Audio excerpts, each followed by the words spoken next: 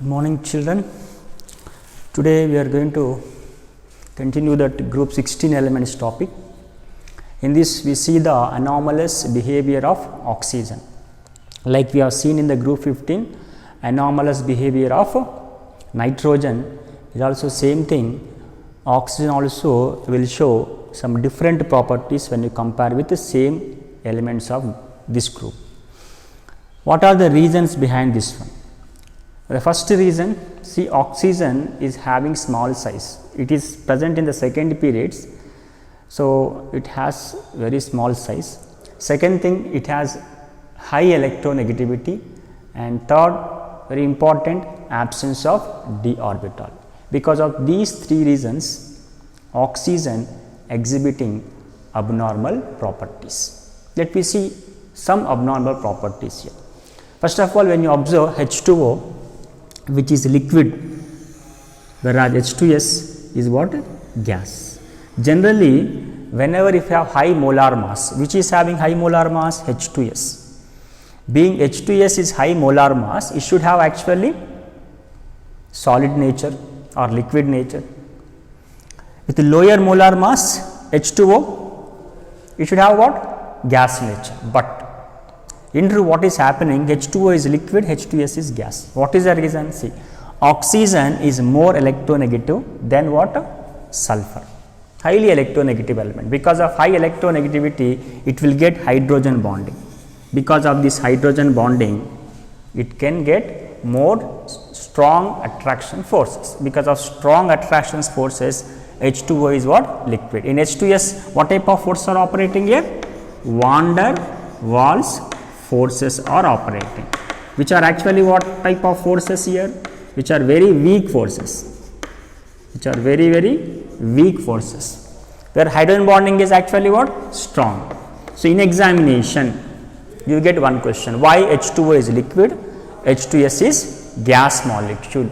Very simple, H2O, oxygen, more electronegative, exhibit hydrogen bonding. Because of this, it exhibit liquid nature, whereas H2S less electronegative, does not exhibit hydrogen bonding, exhibit weak van der Waals forces, therefore exist as what? Gas. Simple thing.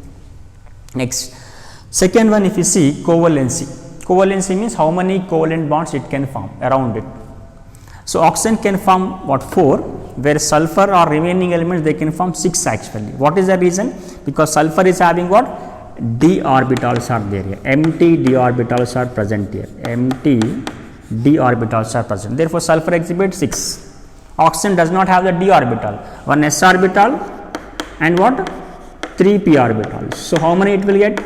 4 actually, but rarely it exhibit more than 2. When you observe H2O, you observe H2, how many covalence is equal to here? Only 2.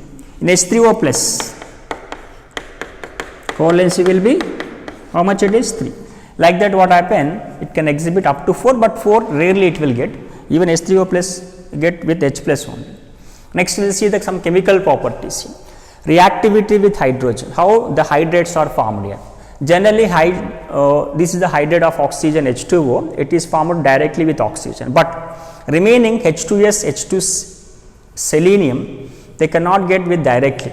The reactivity is very less. That is the reason we need to take sodium sulfate or sodium selenium, or even we can take sodium tellurium for getting what actually? Hydrogen tellurium here. So, what we have to take? Acids we have to take. Take H2SO4 HCl acids, immediately reaction will take place. We get here H2S. This H2 will come here. This will go here. So, immediately we will get like very simple reactions. Next, what are the physical properties if you observe here? Some of the properties if you observe here, H2O is a liquid, that too colorless here.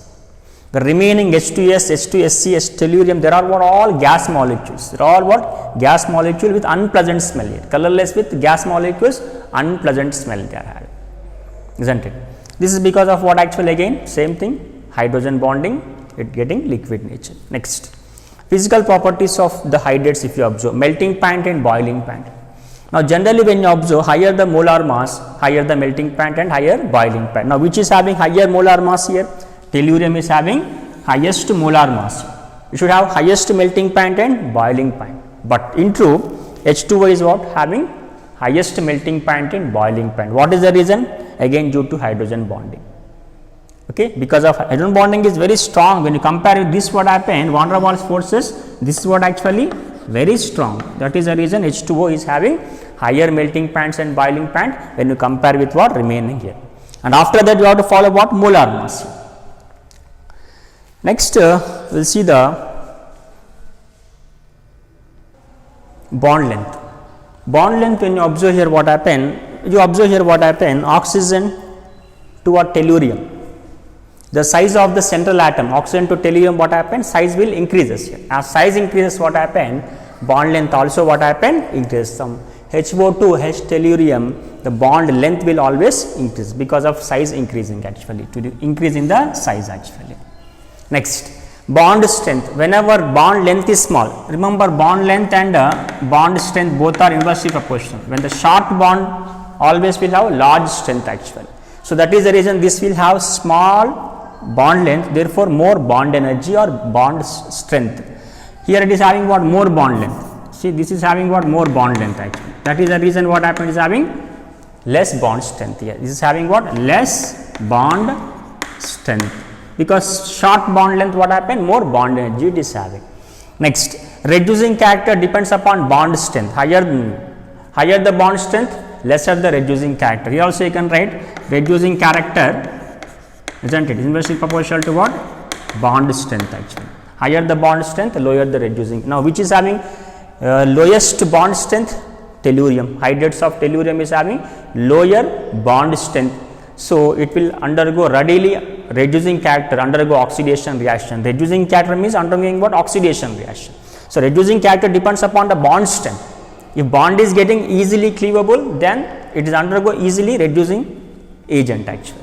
So, H2O is weak reducing agent. Why? Because its bond strength is what? More. Hydride of tellurium is strong reducing agent because its bond strength is what? Very less. Reason you see, due to decrease in the bond energy. That is the reason actually. Acidic character, this is very important. This is also important. Acidic character generally should depend upon electronegativity. So, it should have strong acid H2O, but in true what is happening, dominating character is what here? Bond strength. So, here actually what is happening? Bond strength.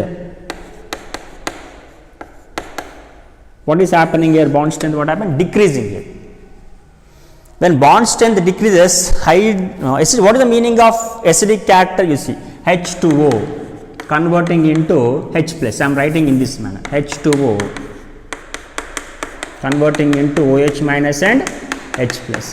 Now, which bond is cleaved here? OH bond is cleaved here. But bond strength here what? More bond strength, bond energy. But when you compare here tellurium here, this less bond energy. Now readily we get actually H plus here.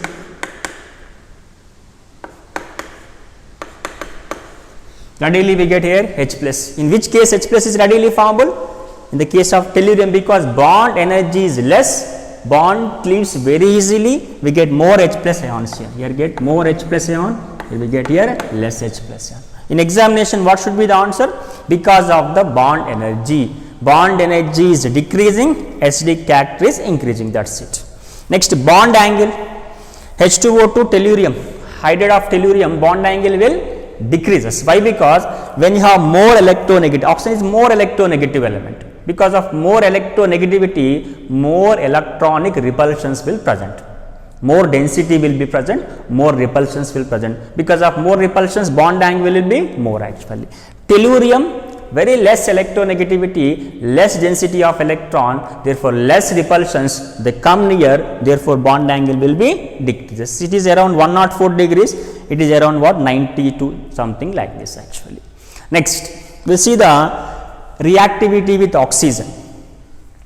Now, when you compare reactivity with oxygen, it will form EO2 and EO3 type of oxides here. Let us see EO2 type. Ozone, O3, actually OO2, it is an oxide, OO2, ozone, and SO2 is what actually?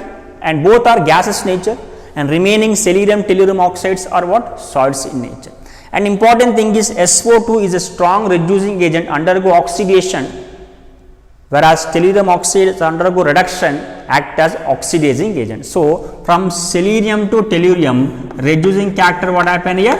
Decreasing, isn't it? Sulfur dioxide is a strong reducing agent, tellurium oxide is a strong oxidizing agent. The reducing characters what happened? Decreases, isn't it, in the case of this one. And both EO2 type and EO3 type both are having acidic nature. So, this is about the oxides and hydrates of group 15 elements. Next, reactivity towards halogens. Now, when these group elements undergo reaction with halogens, they form EX6, EX4 and EX2 type. E means group 15 element, X means what? Halogens here.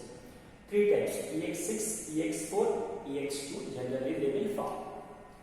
Now when you observe here, if it forms with fluorine, the stability will be more.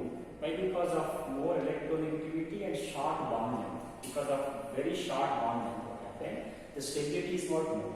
With iodine, the stability is what? Very, very less. For example, if I take Si6 unstable.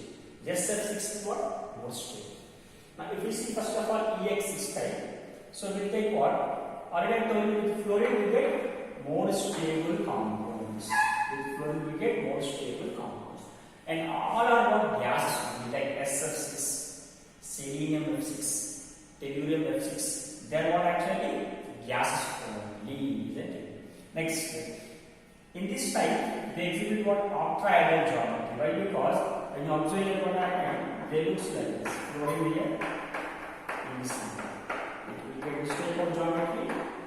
Octahedral. OH means nothing but here octahedral. You have 6 bond pairs here. You have 6 bond pairs. The hydration will be acidically given. Next, if you observe SF6 is highly stable, not only because of our small size, because of steric reasons, isn't it? Because of this geometry if you observe, it has a steric resistance is there. That is the reason what happens, highly stable. So hence it is used in the thermal insulator, in the transformers, it is used because of the stability. Next, if you take tetra, EX4 type, again sulfur with 4 fluorines, it will form gas. Selenium will form liquid, tellurium will form salt because of what actually molar mass increasing. From sulfur to tellurium, molar mass increasing, therefore gas to solid nature it is changing. Now what is the hybridization? When you have what actually here, sulfur SF4 gas state, it actually 4 bond pairs will be there, 4 bond pairs and what 1 lone pair will be. Therefore total bond electron pairs are 5, therefore we get sp3, seesaw structure will be. 1 lone pair will be at which position? Equatorial position. I will write that sulfur, which should be the shape actually. So it will be fluorine, and it will be fluorine, and here we are going to get actually what happened? Lone pairs like this. Next, dihalides, sulfur will form chlorides, selenium, chlorides, bromides we get. Next, monohalides. Generally, monohalides are unstable, they undergo dimerization. You see, for example, sulfur and chloride. They convert into what? Sulfur, dimeric form. It is also monochloride, disulfur, dichloride. Monoform only, but dimerization techniques. Like what? With fluorine, with bromine, with chlorine, like this. Next, if you observe here, these monohalides are having, that means the dimeric nature if you observe here. They have a specific property called disproportionation. Disproportionation means what? One type of oxidation state is converted into different oxidation state. The +1 converting into +4, oxidation. Next, +1 converting into 0, what type of reaction? Reduction. One element of a molecule undergoing both oxidation and reduction, that is called what? Disproportionation reaction. This is also important for examination point of view. Selenium with tetrachloride, with dichlorides, disproportionation takes place. This is about the halides. With this, what happened? We have completed the different compounds of these halogens. You have to note down whatever I told important questions and take as assignment of that one.